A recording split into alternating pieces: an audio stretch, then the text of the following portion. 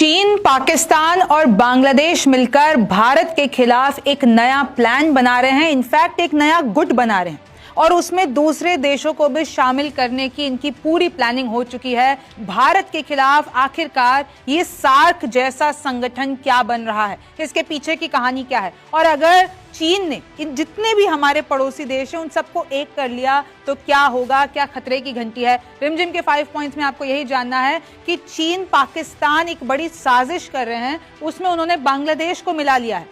अब इनका नया प्लान क्या है और ये और देशों को मिलाने वाले हैं। दूसरा है भारत के खिलाफ ये सार्क जैसा गुट क्या बन रहा है और ये जो असल में सार्क है वो क्या है और इतने सालों से ये कहां गायब है, क्यों इनएक्टिव हो गया है। चौथा है नए दावों पर क्या है पाकिस्तान का जवाब, और पांचवा है कि अगर सारे पड़ोसी मुल्क एक हो गए तो क्या भारत के लिए एक बड़ी खतरे की घंटी है। नमस्ते, मेरा नाम रिमझिम जेठानी है और आप रिमझिम के 5 पॉइंट्स देख रहे हैं। सबसे पहले आप देखिए कि कैसे जो पाकिस्तान का अखबार है द एक्सप्रेस ट्रिब्यून, उन्होंने ये दावा किया कि पाकिस्तान और चाइना मिलकर भारत के खिलाफ एक नया गुट बनाने वाले हैं। अब देखिए स्पेसिफिकली उन्होंने ये कहा कि कैसे हमको ये जो जितने भी हम आसपास के देश हैं उसमें हमको भाईचारा बढ़ाना है, रीजनल कॉर्पोरेशन बढ़ानी है, कनेक्टिविटी बढ़ानी है, और ये चीन की चाल है। मैं आपको बता दूं चीन ऑलरेडी भारत के खिलाफ बहुत कुछ कर रहा है। अब चीन, पाकिस्तान और अब इन लोगों ने बांग्लादेश को भी मिला लिया है। अब ये जो ऑलरेडी एक सार्क संगठन आपने पहले भी सुना होगा जो चलता आ रहा है, अब उसको रिप्लेस करने वाले हैं, उसकी जगह पे एक नया गुट बनाने वाले हैं और इसमें भारत साथ नहीं देगा। तो सीधी सी बात है, क्योंकि चाइना इसको हेड कर रहा है तो obviously why would India be part of this. तो फिर भारत के खिलाफ ही जितने भी पड़ोसी मुल्क को लाने का प्लान चाइना का है और अब ये नया रीजनल ब्लॉक बनाएंगे। मैं आपको नक्शे से समझाती हूँ। देखिए जितनी भी है सार्क कंट्रीज हैं, इंडिया, पाकिस्तान, अफगानिस्तान, नेपाल, भूटान, बांग्लादेश और ये श्रीलंका और मालदीव्स, ये जितने भी पड़ोसी हैं ये सारे ये सब एक सार्क संगठन का हिस्सा हैं।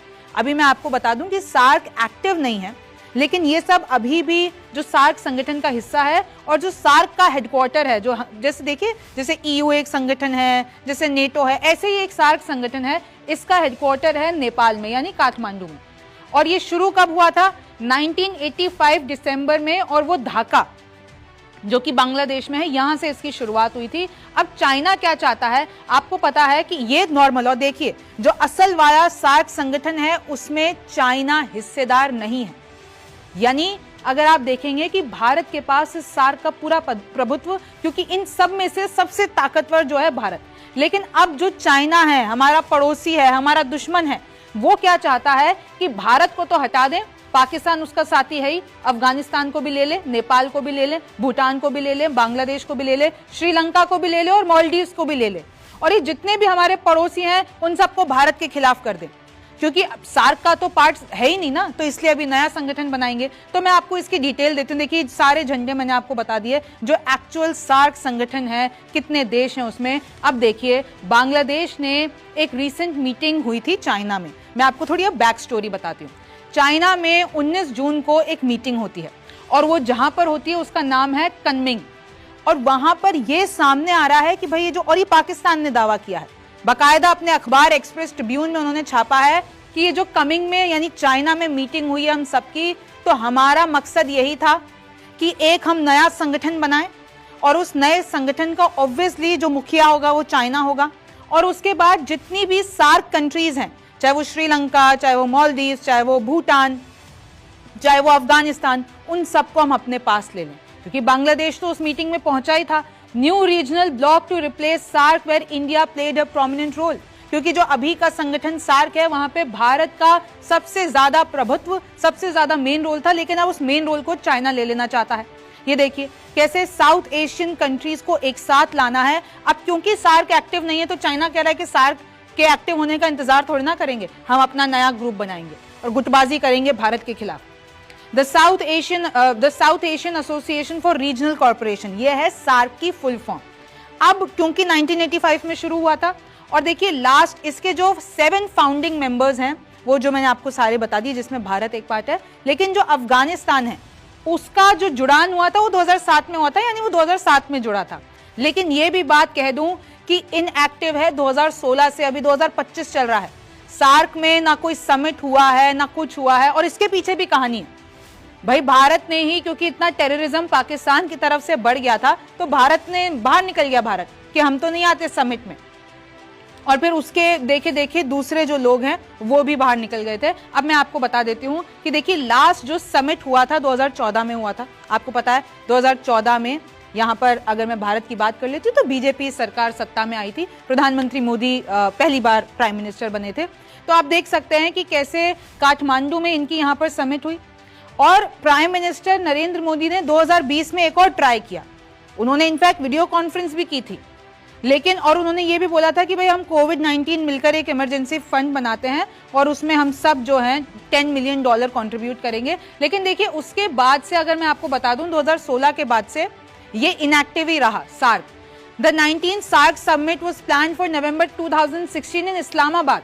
मतलब इस्लामाबाद में 2016 में ये समिट होने वाली थी, और जितने भी देश हैं भारत को मिला के, पाकिस्तान को मिला के, ये सब मिलने वाले थे इस्लामाबाद में। लेकिन आपको पता है ना, ये जो पाकिस्तान की हरकतें हैं, जो इन्होंने ये जो भी टेरर अटैक हुआ था उरी जम्मू कश्मीर, वहां उसके बाद भारत ने कहा हम तो नहीं जाएंगे। तो भारत ने अपने आप को बाहर निकाला। अफगानिस्तान, बांग्लादेश और भूटान ने भी भारत के देखा देखी बाहर निकाल दिया कि टेररिज्म के खिलाफ हमारी एकजुटता है। फिर कैसे raising concerns over terrorism and outside interference, और फिर उस समिट को कैंसिल कर दिया गया। उसके बाद यानी 2016 की बात है और आज का दिन है, कभी भी सार्क समिट नहीं हुआ है। तो अब चाइना के मन में नया प्लान आया। अब जब सार्क है ही नहीं, कोई देश आ ही नहीं रहा है, तो चाइना चाहता है कि मैं इन सारे देशों को, यानी भारत के जितने भी पड़ोसी है जिसमें खुद चाइना भी है, वो सब मिलकर भारत के खिलाफ हो जाए। According to the Express Tribune, Pakistan and China believe that the time has come to create a new group to improve regional cooperation and connectivity. यानी ये पूरा सौहार्द, कनेक्टिविटी, ये सब कुछ बढ़ाना चाहते हैं, और श्रीलंका, मालदीव्स और अफगानिस्तान को भी अपने साथ मिलाना चाहते हैं। There has been no mention of India taking part in this. यानी भारत का अभी तक कोई जिक्र नहीं है। हालांकि एक्सपर्ट्स कह रहे हैं कि देखिए भारत को एक तरीके से न्योता भेजा जाएगा, क्योंकि वो भी तो उसी रीजन का पार्ट है ना। न्योता भेजा जाएगा, लेकिन भारत एक्सेप्ट नहीं करेगा ना। आप सोचिए पाकिस्तान के साथ जो हुआ है, जो चाइना, हमको क्या प्रोपेगेंडा तो दिख ही रहा है ना कि चाइना क्या करना चाहता है, कैसे चाइना और पाकिस्तान से हमारे different of opinions, different of interest है, तो फिर भारत क्यों ज्वाइन करेगा। और अगर ये लोग आपस में बना लेते हैं तो फिर एक और बड़ी बात है, क्योंकि भारत के जितने भी पड़ोसी हैं वो सब एक हैं, यानी एक गुट में है, और उनका मुखिया चीन है। अब आप सोचिए कितनी खतरनाक बात है।